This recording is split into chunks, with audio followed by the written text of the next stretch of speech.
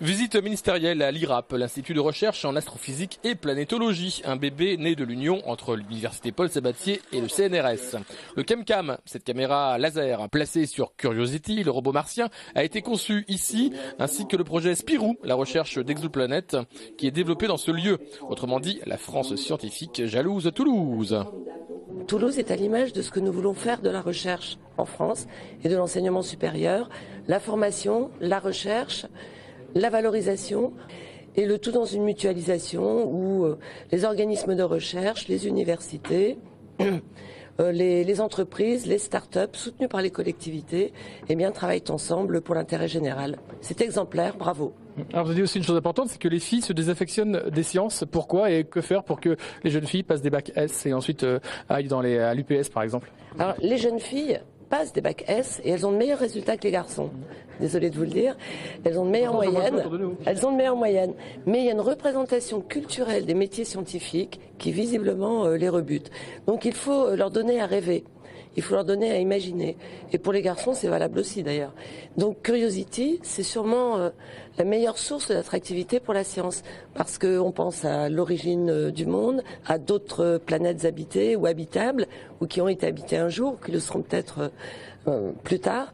Donc c'est ce qui déclenche l'envie, le désir. Je crois que ce qu'il faut déclencher, c'est le désir, c'est la curiosité, et puis aussi la confiance en soi, se dire qu'on est capable de le faire. Et ça, je crois que c'est une affaire d'éducation. Et là, il faut commencer dès le plus jeune âge pour les filles. L'IRAP répond aux questions sur l'origine et le devenir de l'univers, autrement dit science et philosophie. Mais nous posons des questions beaucoup plus terre à terre. Alors vous avez dit aussi dernière chose, que la France était la 6e puissance scientifique mondiale. Qu'attend-on pour être la première des budgets? Nous sommes déjà la 2e en termes dans le domaine spatial. C'est pas si mal. Nous sommes la 5e dans le domaine de la santé et nous sommes effectivement la 6e. Et au niveau mondial, toutes disciplines confondues. Ce que l'on voit, c'est qu'on est bon lorsqu'on joue l'interdisciplinarité, lorsqu'on a des partenariats européens et qu'on est visible à l'international. On est bon aussi quand la recherche fondamentale travaille avec la recherche appliquée et travaille avec l'industrie. C'est lorsqu'on conjugue tous ces éléments que la recherche française est à son optimum. Salle blanche, aucune poussière, aucun parasite. Allons voir à quoi ressemble ce rayon laser qui travaille sur Mars, mais qui a son clone à Toulouse. Donc vous avez ici l'enceinte climatique qui contient le modèle de qualification de ChemCam, qui est le frère jumeau du modèle de vol qui est actuellement sur Mars. Donc dans cette enceinte, on refroidit ChemCam. Et là-bas, vous avez ce qu'on appelle notre enceinte martienne, dans lequel on va simuler l'atmosphère de Mars et où on va placer des roches pour valider les mesures qui viennent de Mars. On fait le vide à l'intérieur et on remet un peu de gaz pour atteindre la pression de 6 millibars et ça simule vraiment le fait qu'on soit sur Mars. Donc là, on l'a ouvert pour la démonstration parce que c'est plus sympa à voir. Mais normalement, tout est fermé. Donc ça, on a vraiment un spectre qui est très ressemblant à ce qu'on peut avoir sur Mars après.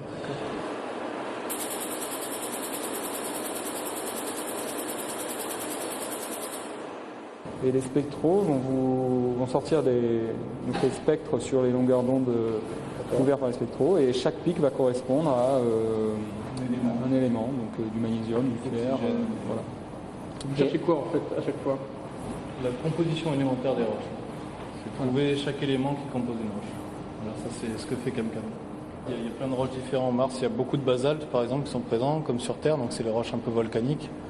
Et récemment, justement, les résultats ont montré qu'on a trouvé pas mal de choses, notamment des boues, en fait, donc des argiles. Donc ça a été trouvé, ce qui montre qu'il y avait de l'eau à un moment sur Mars, et donc que cette eau s'est évaporée, mais on a eu la présence d'eau, donc potentiellement la présence de vie sur Mars. À une époque, dans le démarrage de l'histoire finalement des planètes, il y a 4,5 milliards d'années, il est très vraisemblable que Mars et la Terre avaient le même fonctionnement. Et puis la Terre a continué, d'ailleurs elle a développé la vie, c'est une chose très intéressante. Et puis Mars malheureusement s'est arrêté au bout d'1 milliard et demi d'années, parce qu'elle est trop petite pour garder son atmosphère et garder sa chaleur. Elle est morte, elle s'est figée dans le passé. Mais on va essayer de prendre avantage de ce passé bloqué, parce que finalement elle a conservé la mémoire de quelque chose qui a disparu sur Terre, puisque sur Terre vous avez l'érosion, vous avez la tectonique des plaques qui ont tout effacé.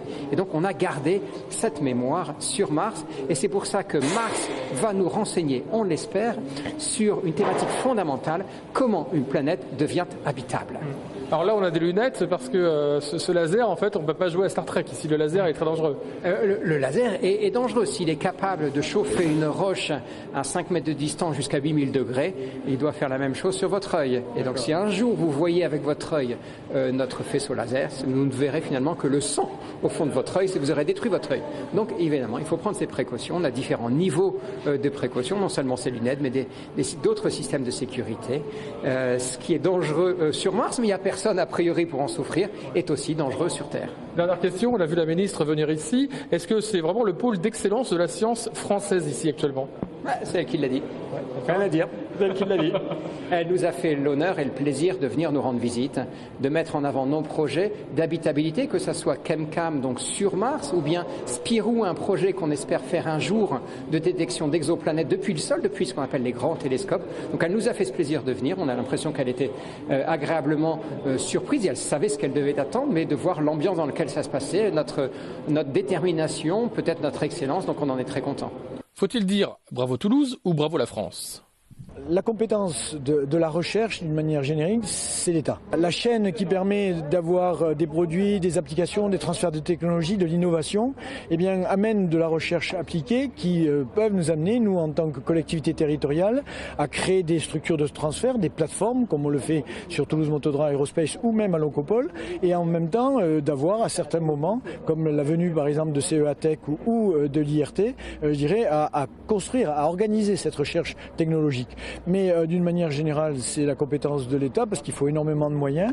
Mais par contre, ce qui est important, c'est que nous puissions arriver à relever des défis. Et c'est un peu toute l'ambition de la loi sur la réforme des collectivités territoriales et de faire que des métropoles comme Toulouse peut prétendre en être, eh bien d'être, je dirais, dans son rôle de compétence pour créer des démonstrateurs. Bref, quoi qu'il en soit, le ChemCam sur le robot Discovery, c'est un bout de Toulouse et de l'université Paul Sabatier sur Mars.